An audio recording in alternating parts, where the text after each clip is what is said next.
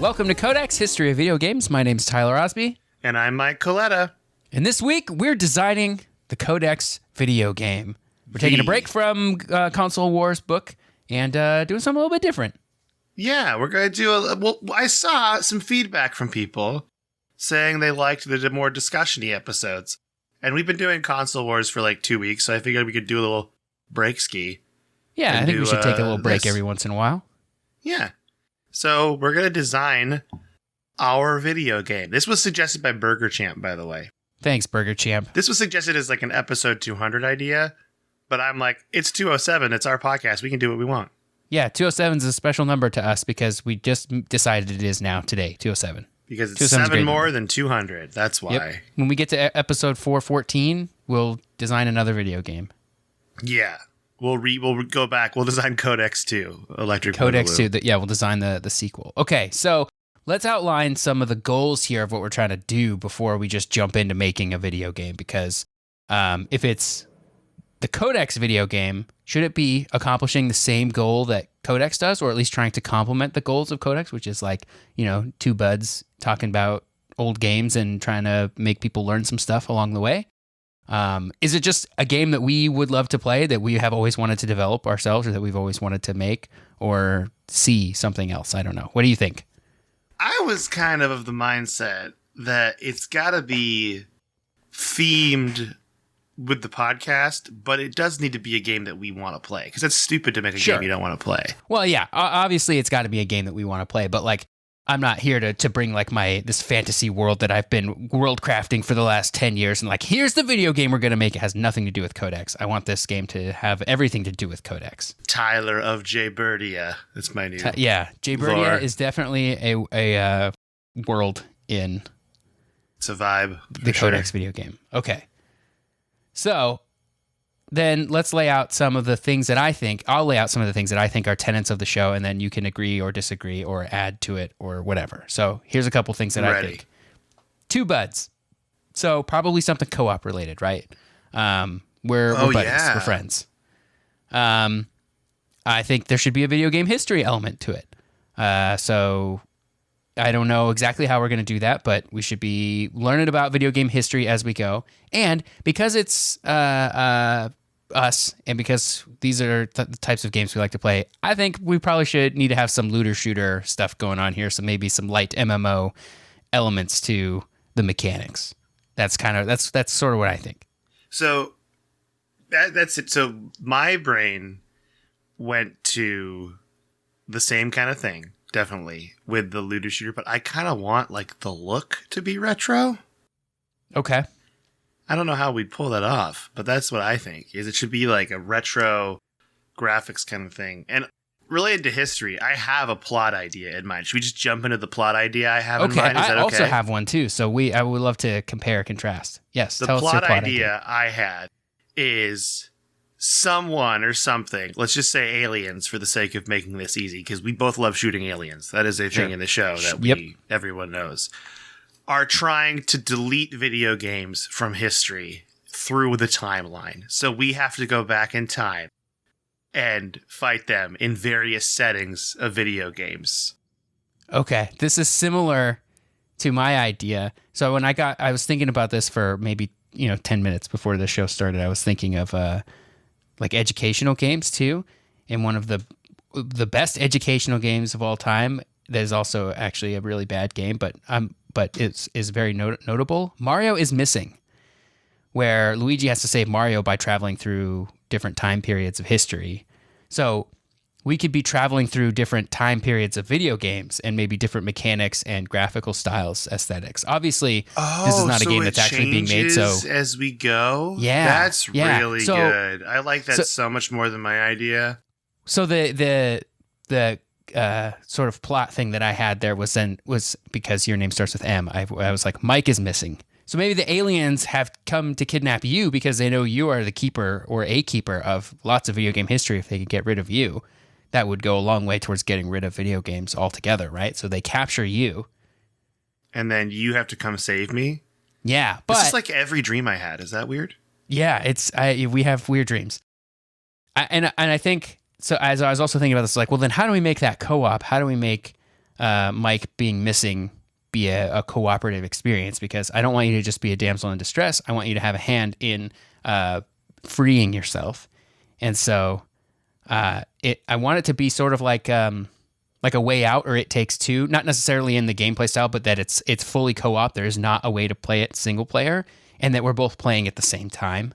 So like you have to do something, I'm doing something, and we're sort of working together to free you, or maybe even free each other, depending on how the storyline goes. Maybe it switches back and forth. Isn't there a game that's like that? Wasn't that Prison Break game like that, where you're each doing things separately? Yeah, but then it's works called A Way together. Out, and it was super cool. It was great. I never played it. I've also never played Mario is Missing, and I wrote that down because I feel like this deserves an episode if we're going to talk about, Yeah, it's not parodying it for the podcast. It's not a great game. It's not a great game? No, most educational games aren't, especially licensed educational games. But it did have a Super Nintendo version and an NES version and a Mac version and a PC version. So that's kind of That's pretty cool. That it was on all those. That's pretty neat. Okay. I remember renting it as a child and having no idea what to do, because it was all about like talking to different people in time periods and figuring out like the thing you needed to find. Bowser is trying to he's trying to do something where he's trying to get a bunch of hair dryers to melt the Arctic or something. It's weird. It's really weird. It's a big Bowser move right there. Is this Bowser Dennis Hopper Bowser from the Mario movie? Because that sounds like a plot from that. Yeah, I wish. I think it predates the Super Mario Brothers movie. Weird. Yeah, I maybe we shouldn't do an episode on that video game. How about this? If anyone has experience with Mario is Missing, you send us an email and let us know what you think. That's the best way to do it. There you go. And there was a sequel made called Mario's Time Machine. Also bad. There were a lot of weird good. Early 90s educational Mario games. That's on my list though. Of game ideas that I put in there was like 90s educational video games, talking about your Oregon Trails, your Carmen Sandiegos, like all that kind of stuff. And while most of those games are not good, I do think they played a big role in our childhoods. Oh, yeah, because when you're a kid, it doesn't matter if a game's good or not. Games are just fun. And B, it especially doesn't matter if the game's good or not if you're allowed to play it in the classroom. That's right. If your teacher's like, you can play this, that's fine. Every game that you can play instead of doing classroom work, is the best video game ever. Can I just have a small tangent here? Of course. On Reddit, I was looking last night. Someone put Snake in the favicon. Like a favicon is like that little image on the top of your tab in your browser. Yeah. They put the Snake game in that. So it's tiny and you can play Snake in a favicon. Wow. Yeah, I have no idea how they did it, but it's crazy. Wow, okay. Sorry, I just thought about childhood games and playing those in school. And I mean, we all played Snake in school, so. Oh, yeah, we've all played Snake. Oregon Trail was a good one because it would teach you about the Oregon Trail. They always got you with the educational ones because they knew you'd play it no matter what. And so you might as well, they sneakily got you some educational stuff at the same time. I just had an idea about our game. Well, I don't mind being the damsel in distress for this, but what if we had someone helping us and they made a machine that would let you use characters to help you? So this I'm trying to say Jaybird, John Glames. You could play as characters that we talk about. Weird, off-brand characters that we would never be able to get licensing for, but it would be really funny.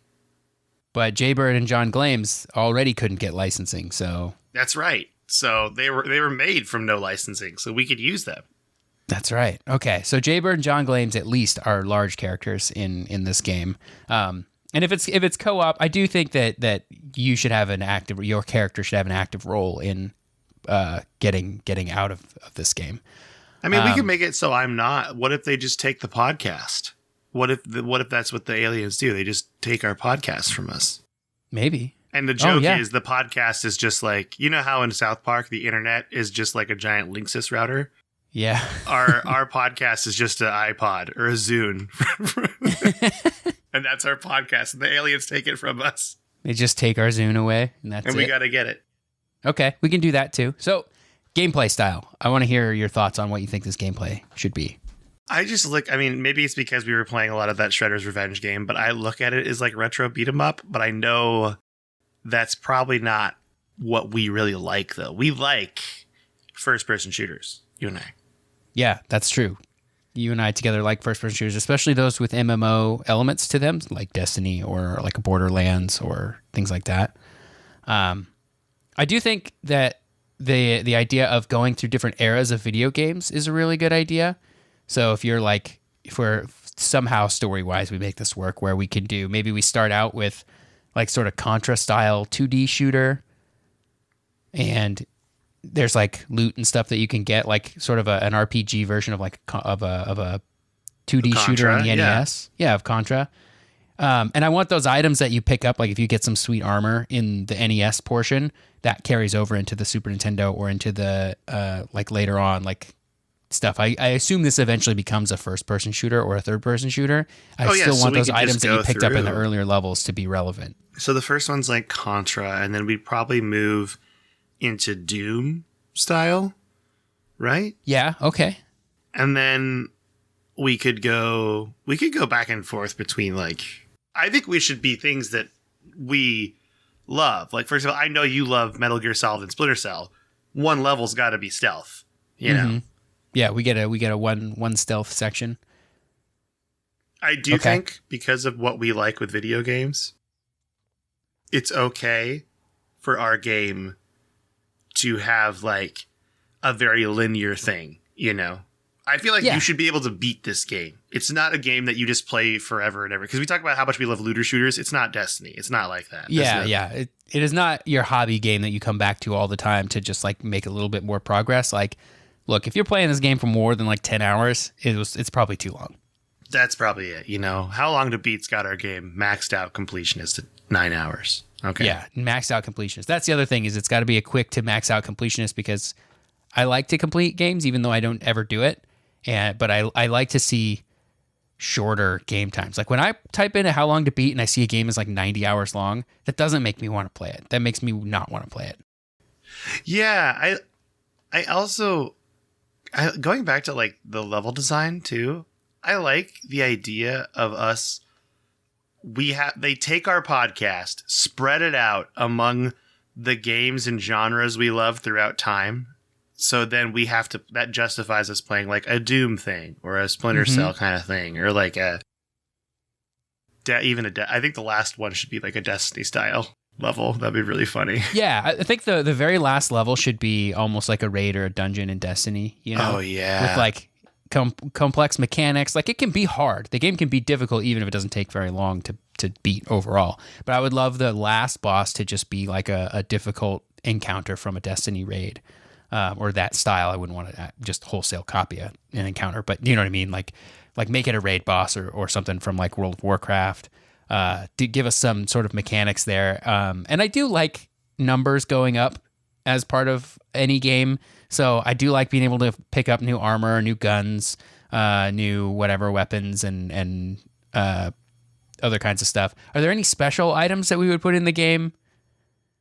Yeah, I mean, this kind of goes back to, I think all health items should be hotcakes and gangbusters. Mm-hmm. Like, that's just in the same vein of like you're walking around the level, you see a giant stack of pancakes. That's hotcakes right there. Yep, that's hotcakes. Well, I don't even know what a gangbuster is, but you'll find them. Maybe a hotcake is a health item, and a gangbuster is like when you hit that, that's like invincibility for a short period. Oh, it's like a power up, like a very Doom style power up. Yeah. Yeah. Okay. And so you get it, and it says gangbusters in the top corner, and like the screen turns red, and you're moving super fast, and you're just destroying everything. And I think anytime the currency in the game has to be spider butts, if we're going to have some sort of like you're buying something and selling something, it has to be spider butts. Yeah, spider butts are definitely the currency of the Codex world. Try to think of other things from our podcast, you know, that people. Those are the big three. Is there an overworld, like a world map? Yeah, but I think it's more like, what if the world map is like a circuit board of a video game? You know what I mean? No, that wouldn't work. That wouldn't work, because I was just thinking about your love of taking apart electronics. Well, both of our love of taking apart electronics and trying to fix them. Yeah, we need an overworld that sort of takes us through the different eras that we're going in. So maybe it's more of an abstract idea, and it's not like a skeuomorphic representation of something. It's like an actual. It's just a concept, as we move through the world map. The aliens have taken our Zune and put it in, an old NES game, and then maybe a Super Nintendo game. It's like your gaming room or your bedroom, wherever you play video games at, but each one's a different time period. So like the first one would be an NES on the floor of like a family room with like an old CRT TV. Mm-hmm, and then the next room would be like a really early looking, like, I'm thinking a Gateway computer playing Doom. Gateway 2000. Yeah, Gateway 2000. Doom. And then you move up and up and up from there. A Packard Bell. Yeah. I think that would be fun.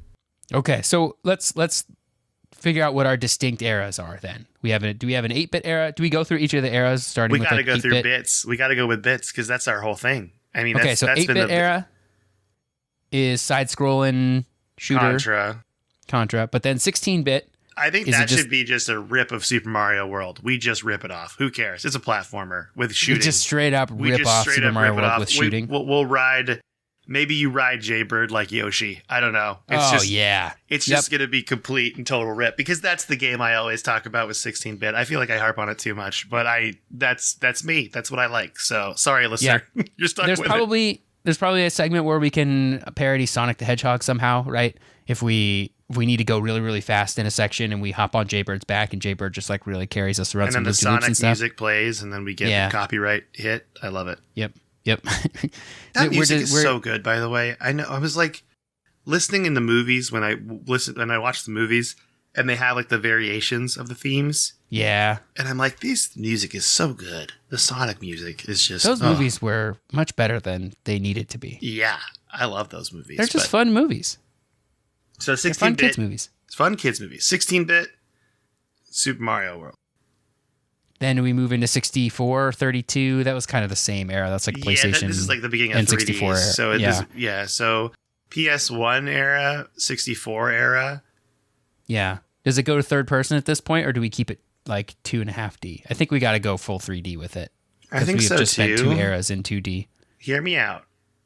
I'm leaning like a Star Foxy kind of level. Oh, okay. What do you think? I love Star Fox 64.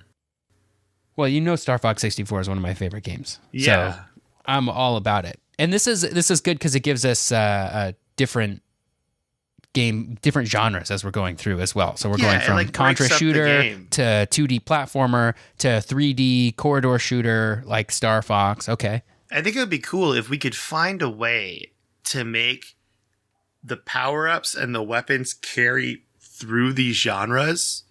Yeah, I think so too. That would be the cool thing. It's like, oh, now your weapon upgrade does something different on your, I guess it would be Starfighter, but it's still very similar to what it did in the last one before. It's just... Yeah.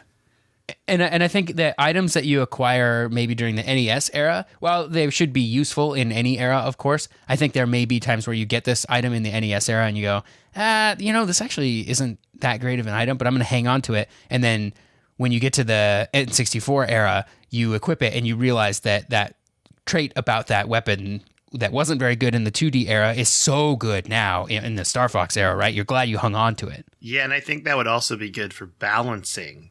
Yeah. Because what if a weapon is super OP in the 8-bit and then you move it to the 16-bit and it's clearly not as good? Yeah. And so it kind of makes you try different things. There's some replayability then where you're saying, well, I wonder how this weapon does in these other eras. Whereas where you might be like, yeah, I love it. So that you might make the trade-off of earlier on guns that are really good or items that are really good in the 8-bit era but aren't very good later. You might do that to make the 8-bit era easier, but then you're sort of handicapping yourself later. Or you might make it a little bit more difficult for yourself by sticking with these items that are maybe not so good in the 8-bit era, but once you get to the 64-bit era, you're going to have a blast. Yeah. I love that. I love that a lot. Also, I have an idea for our next era, by the way. Okay. So I don't know if we're done with this one yet, but I have an idea. I want to say that before I forget it. Okay, so we're moving into, at this point, we're going to be This moving is like into... PS2. Yeah, PS2, GameCube, Xbox era. Okay. Yeah, and so this is more me than you, I think. But there's a game I played on PlayStation 2. It's probably the game I played the most on PlayStation 2. And being a D&D person, it also is like what made me love D&D before I even started playing D&D. And that is the Baldur's Gate Dark Alliance games. There were two of them. I've never played that. They are like top-down, very Diablo-esque. But they would be great for this because they're already RPGs. So all the stuff we have, like items-wise, would carry over. But in a more traditional fantasy setting of like... I mean, the first thing you do in Baldur's Gate Dark Alliance 1 is you go into a cellar and kill rats. It's very RPG. So I think that's kind of like a good switching off point. A new genre. Mm-hmm. Very much still us. An important genre because that also kind of cover. It also kind of would cover Diablo a bit because let's face it, we got to cover Diablo. I mean, that's true. A game we both played, so yep. That's got to be a thing. This is something that the game It Takes Two does really well as you move through the different levels. I've never played it, and it drives me crazy. It's so good. So is A Way Out. They're both really good. They're you made beat by the it same with company. with I don't want to say her name. You know, I don't want to call her out, but with Kelly, I've already talked about Kelly on the podcast. Okay, we have. Okay, yeah. I just didn't want to. I didn't know. Yeah, we played A Way Out. Edit this part out, but I'm not going to. We played A Way Out, and we're now playing It Takes Two. We have a few levels left, but it does a good job of like sort of switching. I don't want to say switching the genres so much. For the most part, in It Takes Two, it gives you different mechanics to deal with, like different co-op mechanics that you'll play a whole level of, which is really cool. But there is one level where the genre switches totally to like a Diablo-style RPG, which was pretty fun. I love that. See, and I think this whole genre switching thing is also not only representative of video game history, but of us, because you and I both jump around video games, you know? Yeah. As people, like, I think people have recognized, I mean, how much have I started The Witcher 3 and moved and gone back to it? Like, we all know. So I think that's something that not only does this say a lot about our show, this game that we're designing, but it also says a lot about us as people and how we play games. So, but yeah. And I think it'd be fun for it to just be a straight up dungeon crawl. You know, this is our little dungeon crawl break. After Star Fox, or not Star Fox, what was the PlayStation one we did? It was Star Fox because it was N64 PlayStation 1. Yeah. So we have Contra-esque style game. Then we go to Super Mario World, but with shooting ripoff. And then we go to Star Foxy kind of 3D flying game. Then we go to Diablo / Baldur's Gate Dark Alliance top-down RPG. Mm-hmm. What do the ships look like in the Star Fox one? Did we talk about that? What should I think they got to look as close to R-Wings as we can get them to look without actually getting sued by Nintendo. Yeah.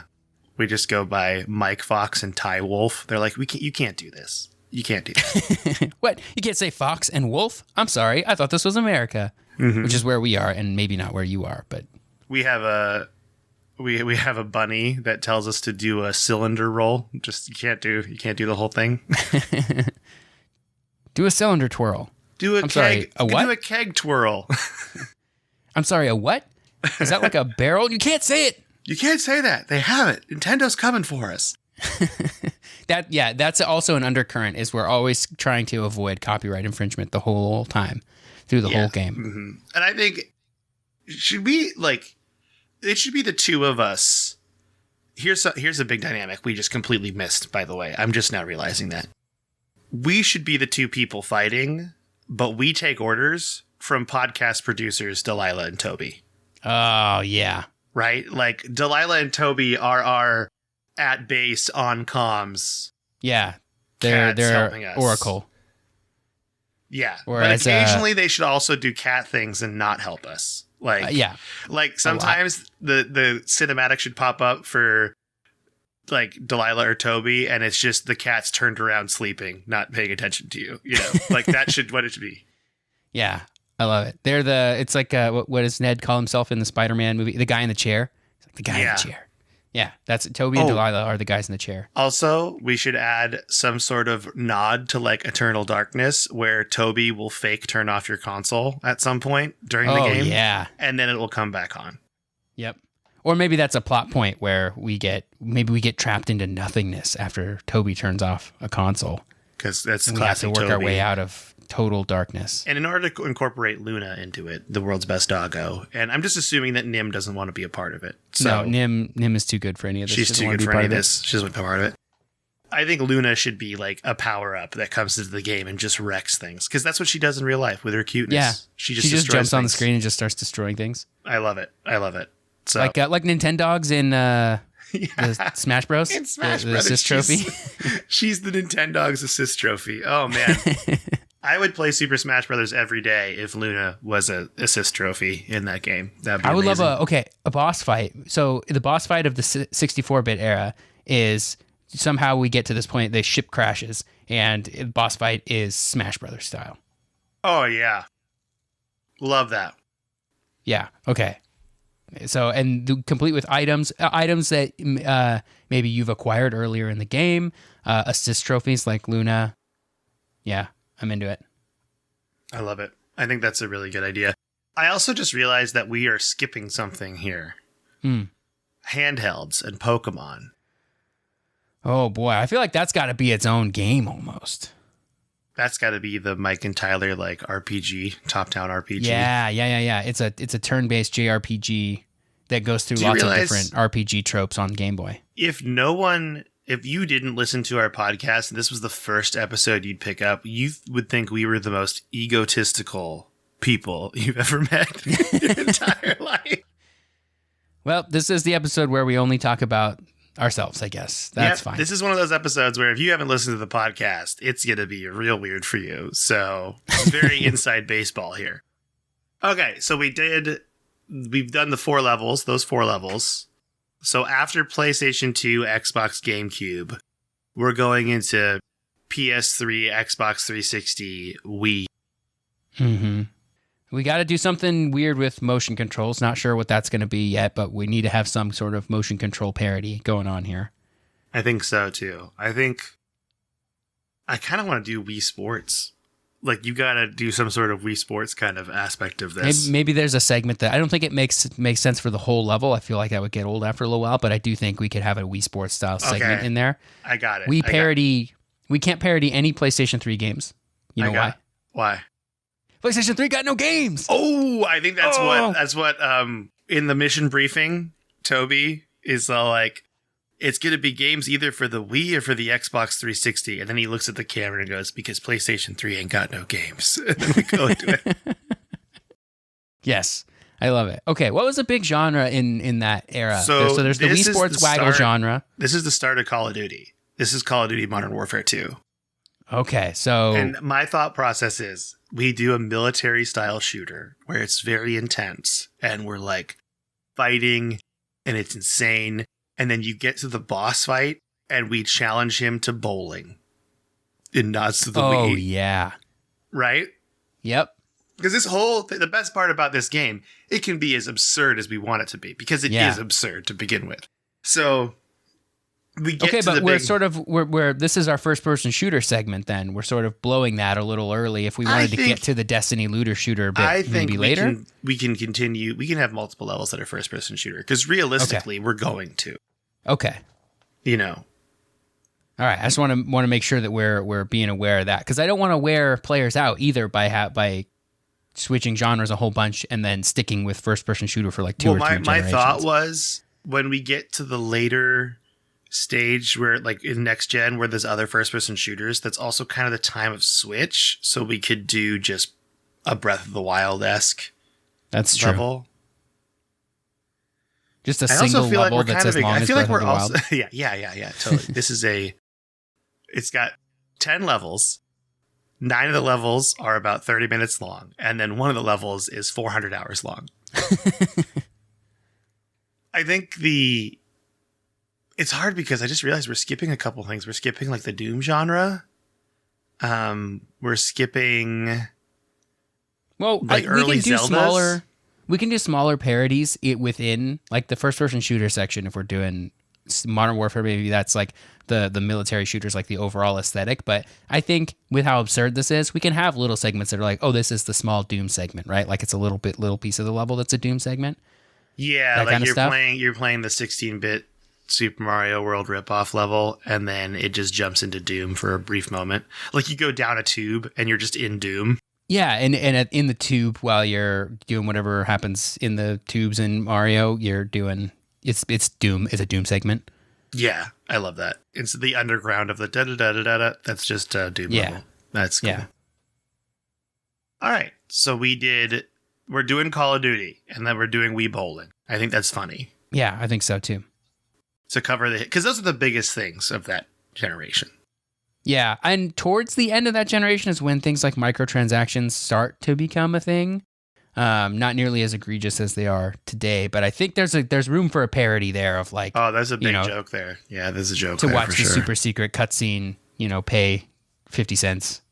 Or wait this timer out, and we make them watch a cat video for 15 seconds, and then it's like keep going. It's like a 30-second timer. It's like just too long. It's just long enough that it's like funny at first, then it becomes not funny while we wait the middle 10 seconds. And then the last 10 seconds it becomes funny again because of how absurdly long we've made people wait. And you can skip it, but you have to pay like 10 spider butts to skip it. Yeah, it costs spider butts to skip. Yeah, I love it. Perfect. That's a nod to annoying microtransactions. Okay, and then we move into the Xbox One, PlayStation 4 era. And I know exactly what to do here. What are we doing here? Your thing, superhero Spider-Man style game. Oh, yeah. Right? I think that's got to be it, because that's the game to me of the PS4 that was just like huge.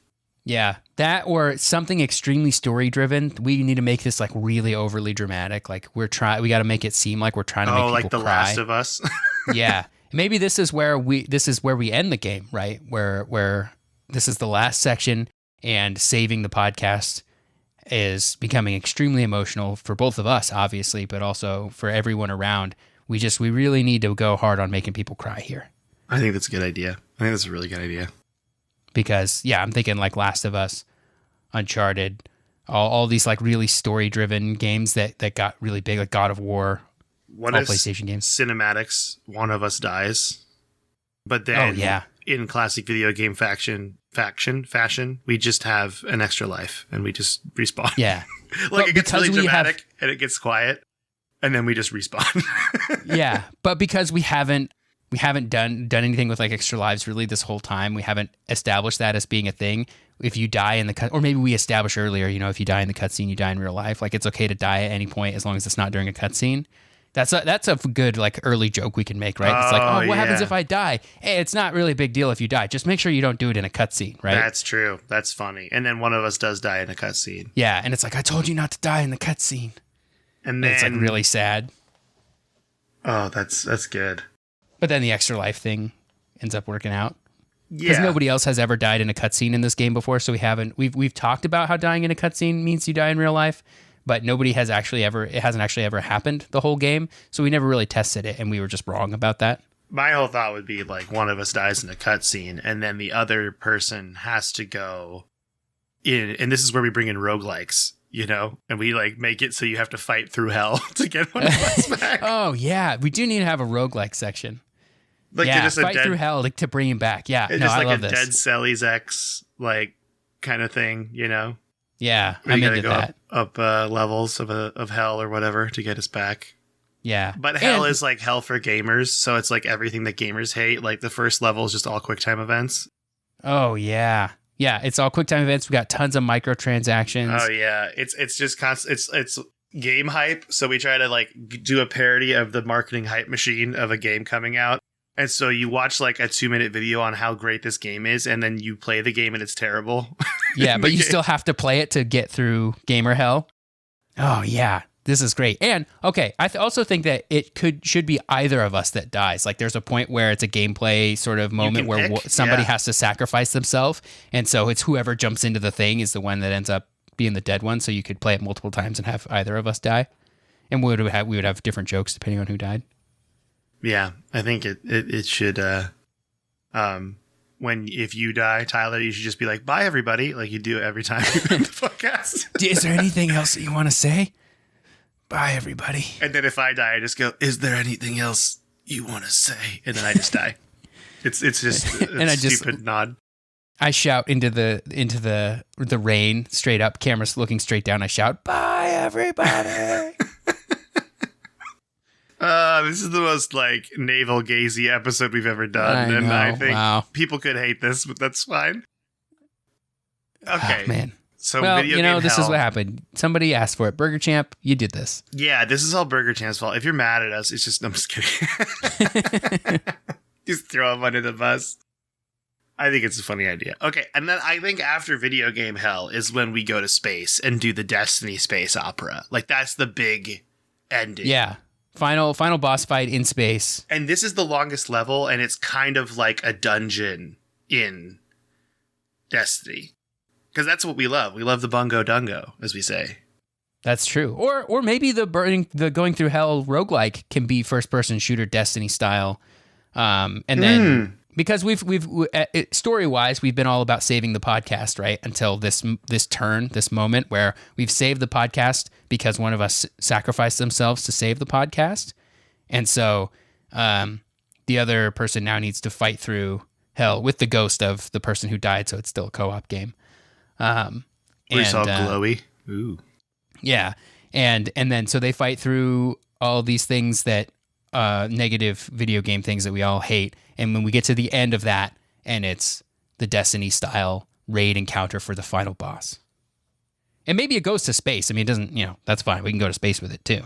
What is the final boss? That's the big question is what's the final boss going to be? Like, who's our enemy? Is it Tom Kalinske? I'm just kidding.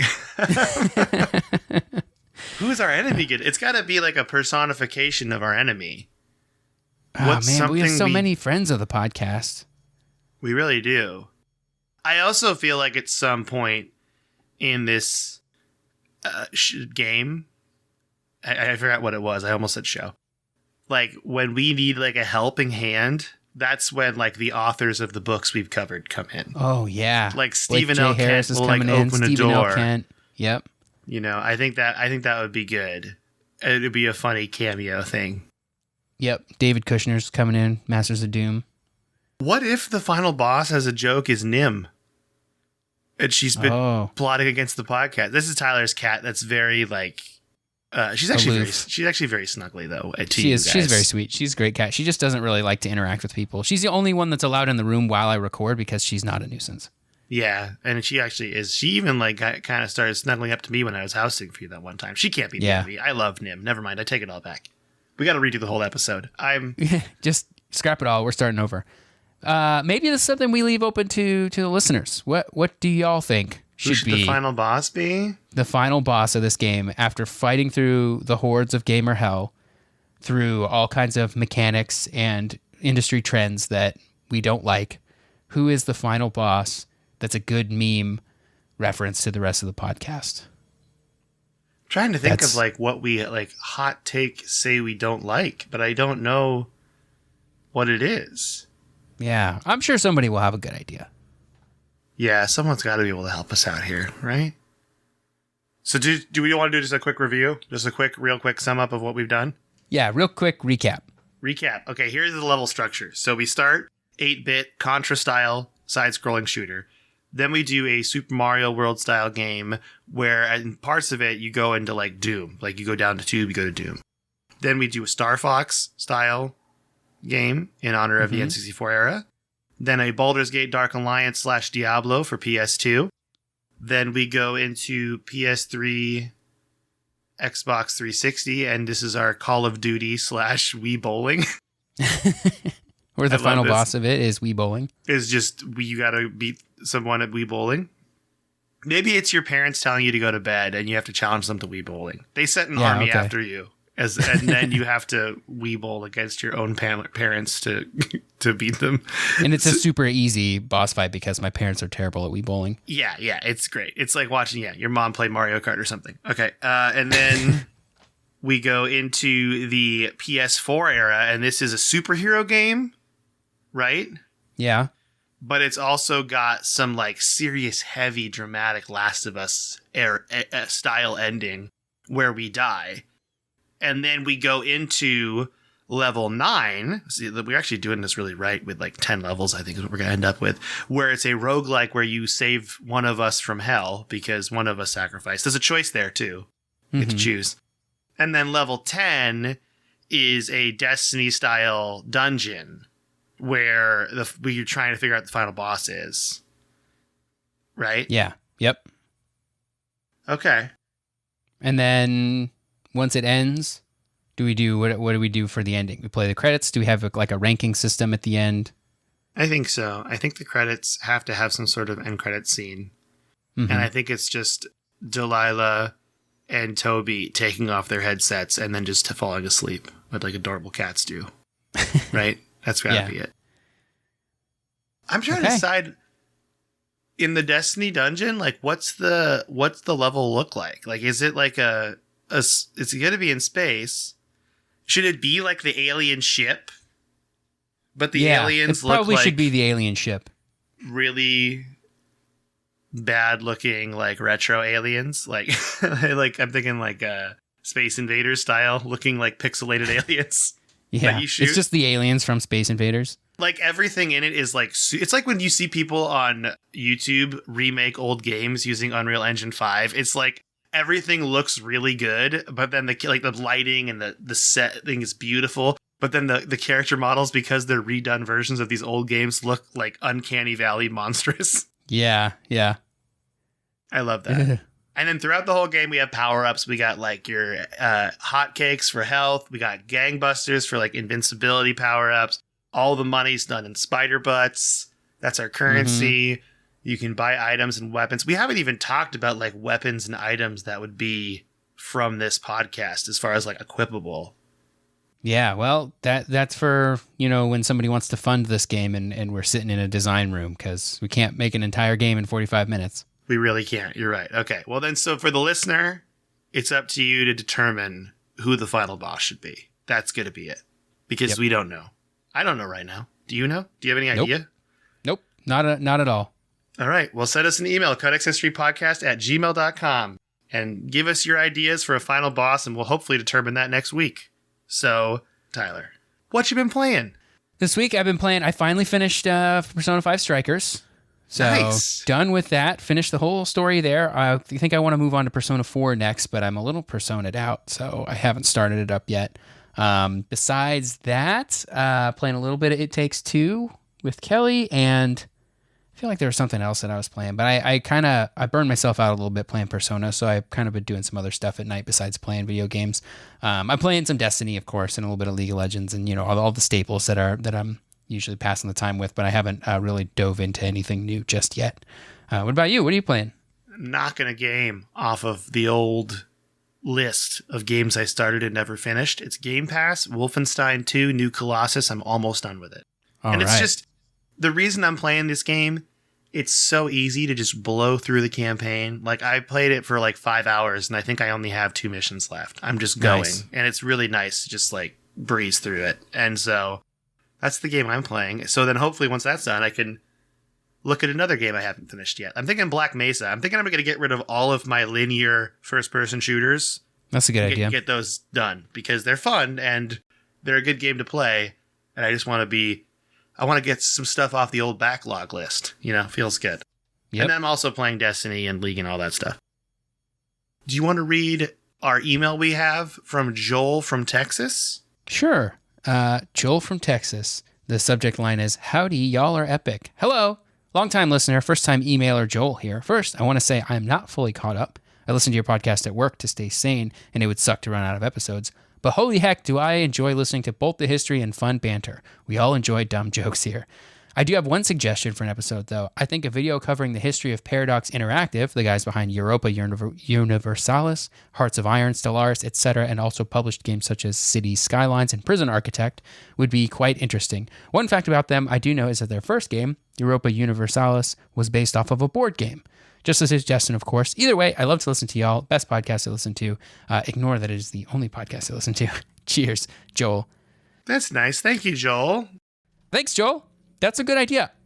I don't have a lot of experience with Paradox games. I've played City Skylines, but I really haven't touched much else. I didn't realize they did City Skylines. I've also played City Skylines. I have played quite a bit of Stellaris, though, and I really enjoy that game. It's just one of those games that's, you start playing it, and then 6 hours have gone by, and you don't know it. And I actually had to stop playing for that reason, because I'm like, where did my night go? Like, you just don't even think about it, because you're just doing stuff, you know? Yeah, I need to fire that one up because I haven't played it yet, and I love like Civilization style, build your civilization from nothing games. It would be fun to play together too, because I think you can kind of play it co-op where you're like allies.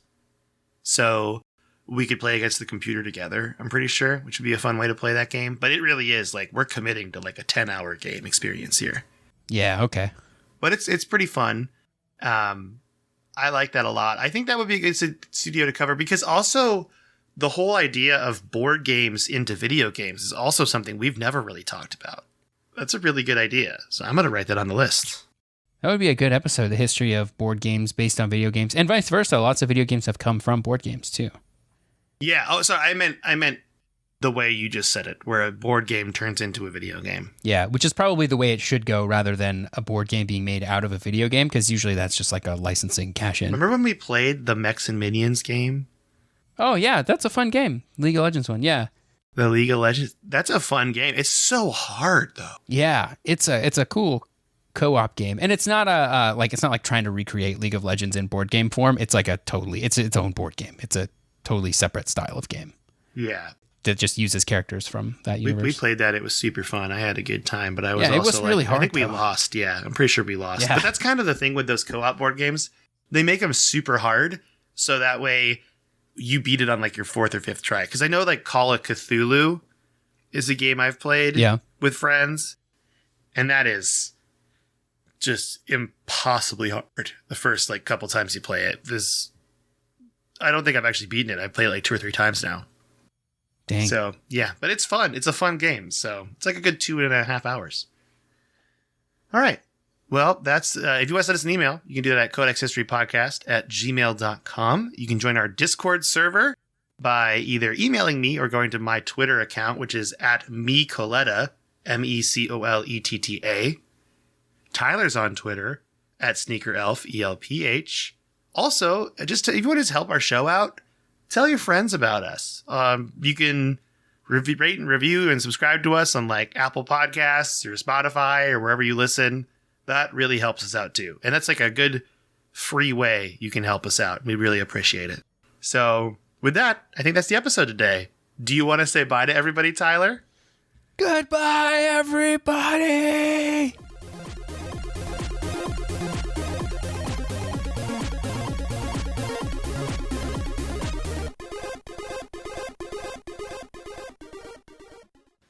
People don't know you're pooping. Okay, you ready?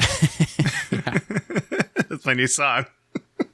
You can just add that to the bloopers at the end. People don't know you're pooping.